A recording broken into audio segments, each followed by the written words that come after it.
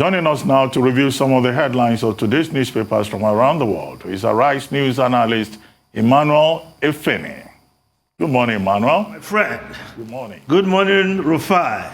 Good morning, Mr. Efeni. Good morning, Victoria Tundu MKO Abiola.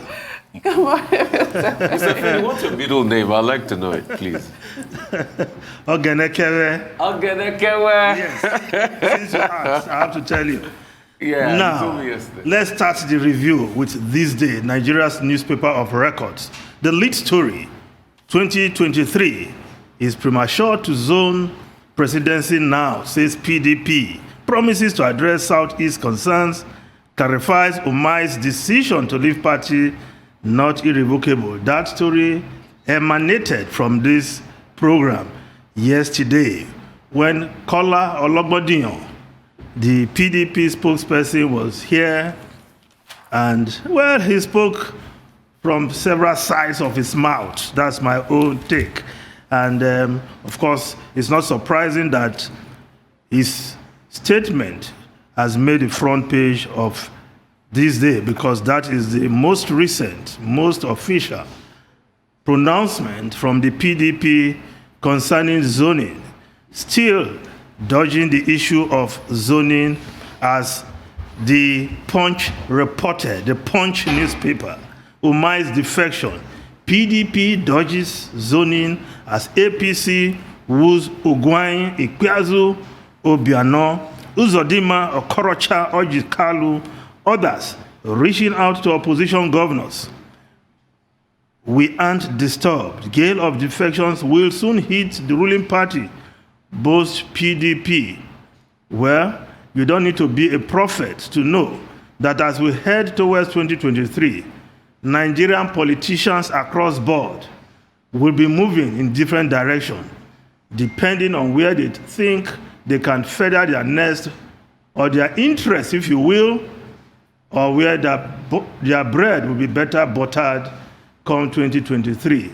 So you don't need to be a prophet to know that Nigerian politicians will move as soon as they think their interest is not being served in a political party.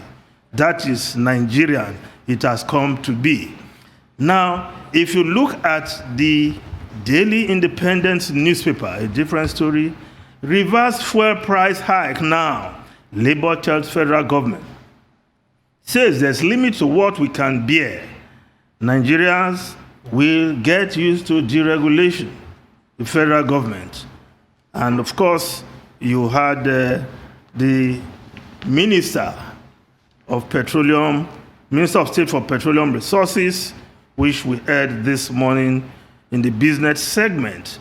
And that story is on the front page of the Nigerian Tribune, where he postulated that how Pfizer COVID-19 vaccine find affected petrol price, federal government. That's the doctrine or theory, according to Chimipre Silva. Says Nigerians will get used to petrol deregulation.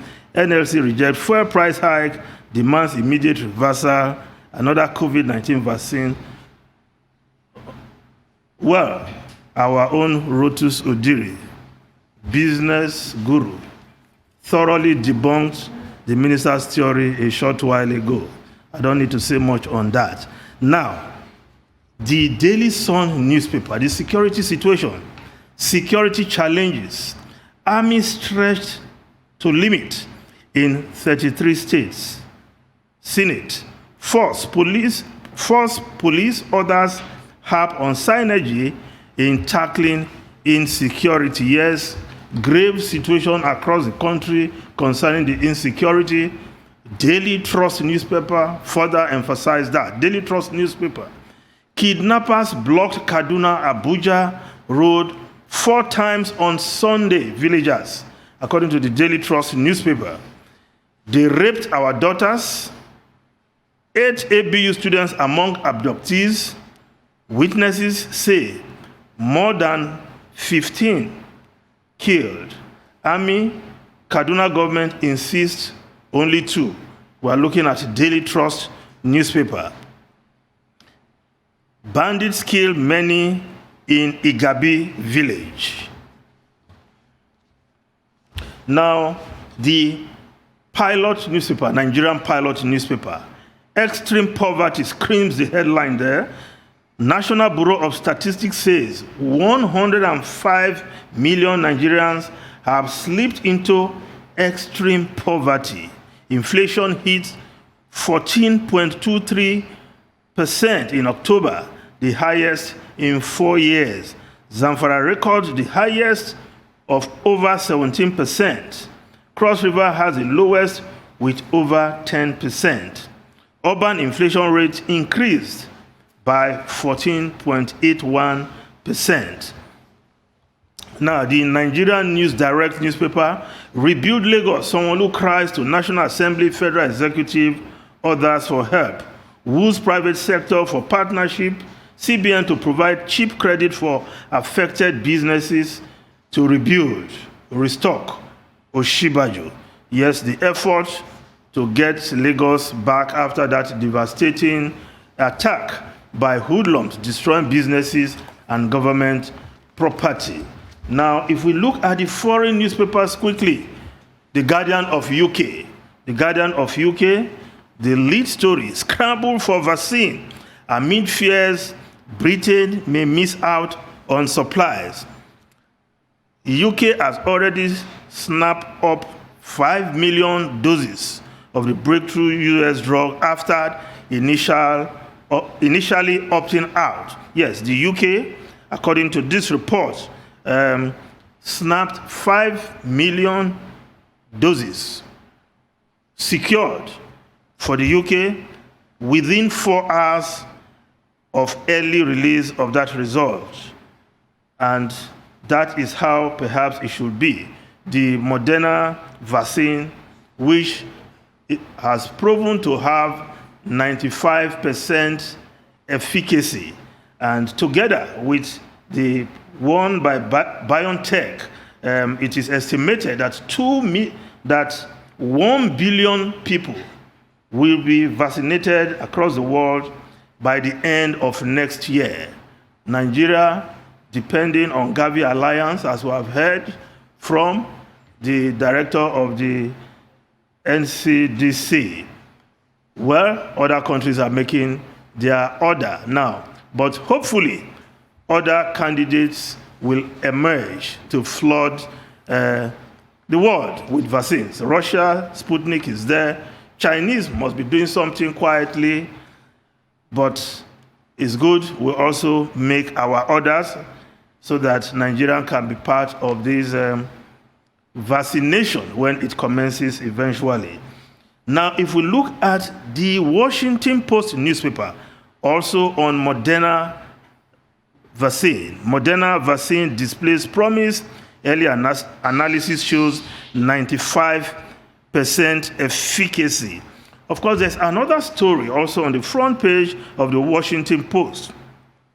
Call shows Republican fears over Georgia runoff. Yes, Republican leaders are increasingly alarmed about the party's ability